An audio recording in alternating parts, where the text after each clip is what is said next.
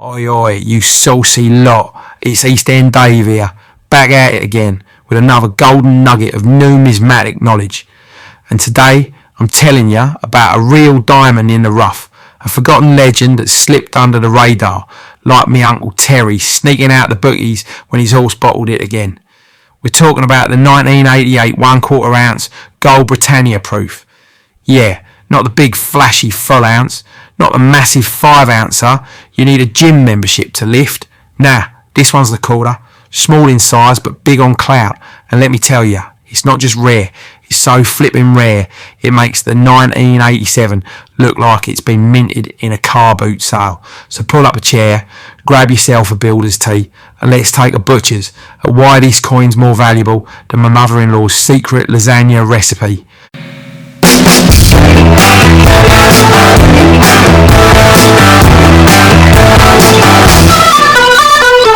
Now listen here, everyone and their nan's always banging on about the 1987 Britannia, right? First of the series, historical, groundbreaking, blah blah blah. I get it, it's like the Beatles of bullion. But what they don't tell you is this, the 1988 quarter proof is the real showstopper. Let's crunch some numbers, yeah?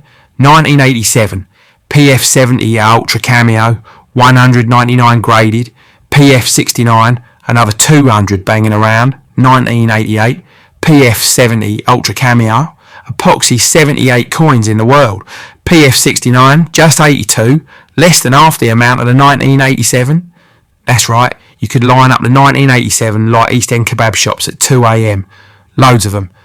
But the 1988, mate, you'd be lucky to find one, even if you were searching with a sniffer dog. This coin is like that one regular at the pub who only turns up once a year.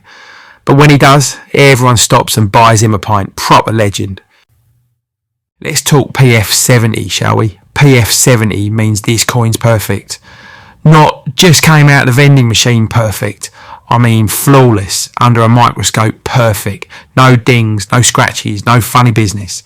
It's like the Royal Mint handed it to an angel who wrapped it in unicorn hair and stored it in a vault guarded by 3 XSAS geezers. So to get one in PF70 Ultra Cameo from NGC, that's the top grading company. By the way, not some bloke named Nigel in a shed. Is like winning the golden scratch card you found down the back of your sofa. There's only 78 of these beauties in PF70 officially certified by NGC. That's worldwide, mate, not just Dagenham. PF69 only 82. Put together, that's 160 total high grade proofs for 1988 compared to nearly 400 for 1987. So if you're looking to be the top dog collector, the big cheese, this is the one you want.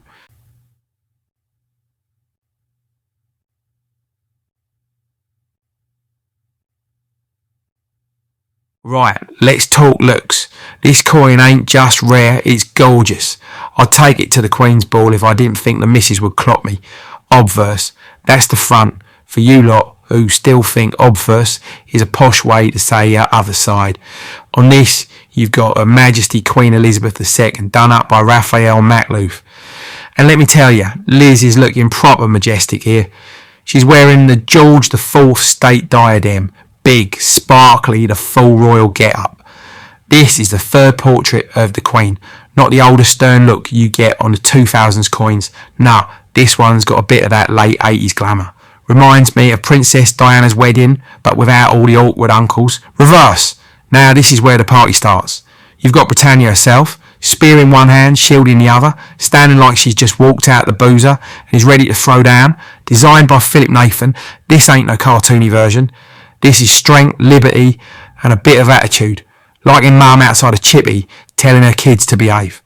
And around the edge, you've got 1/4 ounce fine gold Britannia, 1988, stamped clear as day, so you know exactly what you're holding. No funny business, just pure British bullion beauty. Now let's get into the guts of the coin, the purity. This ain't your back alley, looks gold on a Tuesday kind of deal. We're talking 0.9167 fineness, that's 22 karat gold, the classic sovereign style blend. It weighs in at 0.25 troy ounces, and that's proper gold mine, not the stuff you win in a Christmas cracker. And because it's a proof, it's struck not once, not twice, but multiple times, polished to within an inch of its life. That's what gives it that mirror background and frosted detail.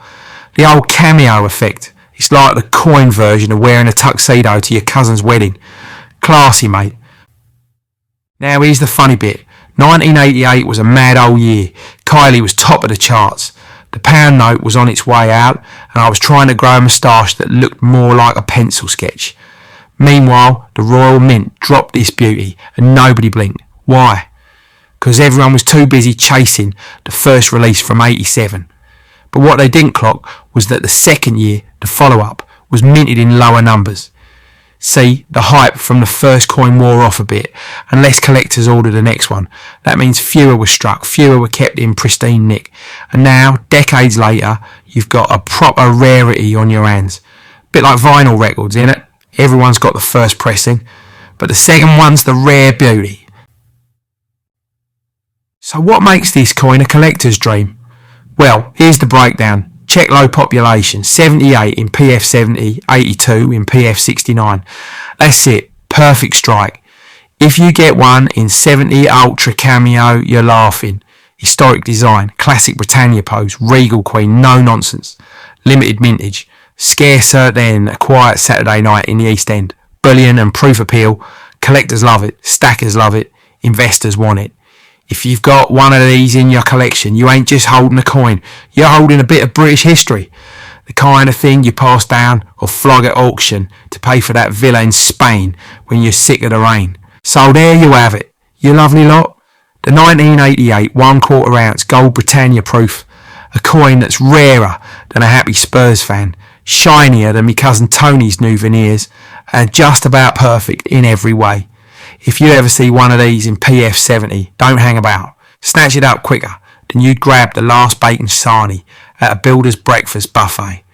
Anyway, I'd love to stay and natter, but the missus is shouting through the window, says I still ain't cut the grass, and now the dog's gone missing in it. Swear down, every week it's something new. Last week it was cleaning the gutters. Before that, painting the fence. I'm starting to think she's got me doing national service out there. Right, I'm off.